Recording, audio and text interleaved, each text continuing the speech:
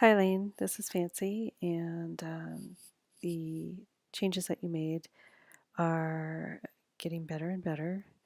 I really like the continuation that you've started carrying across the triptych here. So it really helps kind of bring the eye across and move the eye kind of up and down, kind of like that up and down kind of movement. Um, your gradations are getting better, but continue to make them as smooth as possible. You do have um, areas of fire and water where the perceptual opposites are next to each other, are touching in a great enough amount that fire is produced. And you do have quite a bit of it too. So I think you could probably um, ease off of the fire and just kind of concentrate on making the water gradate smoothly from one perceptual opposite area to the other. And then lastly, you have interpenetrations. So I can see kind of the reciprocating. I'm going to just call them pie shapes. I'm not sure that they really, I wonder if you can think of a kind of an interpenetration that kind of maybe repeats kind of this movement that we see. Maybe it involves putting, two pieces together to create a larger shape than what you have. I'm trying to look for, interesting shapes.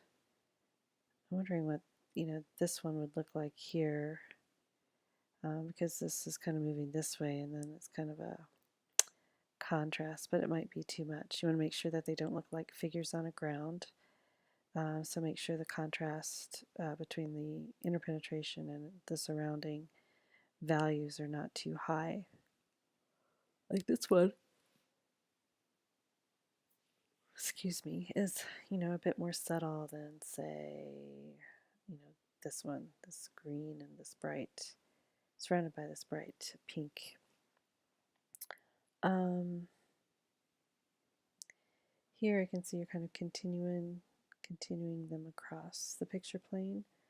But because we have this gap there, it looks like more space between these two than it does, say, between these two. Um, so make sure you're keeping kind of the space equal. So here, the same thing, you've got that gap and it adds additional distance between them. And I think when they get too far apart,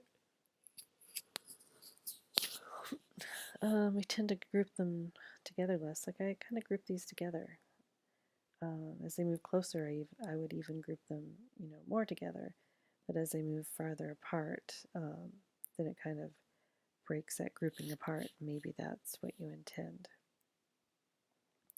So going back to the continuations, so you can, kind of let the continuations flow. They can also kind of blend into the background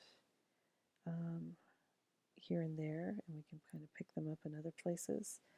So, make sure that you have enough um, visual clues to help kind of continue that continuation.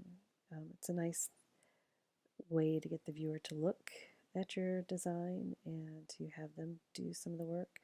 For example, this continuation here is probably too much because it almost goes along unbroken. The viewer doesn't have to do any work to see this line continue, but up here, kind of start making the pink come into focus again, and it really becomes into focus here and out of focus and back into focus. Here it remains in focus all the time, and it's a bit too much. It's like a lot of cotton candy. So think about that as well, and I would kind of think about what your interpretations are as well.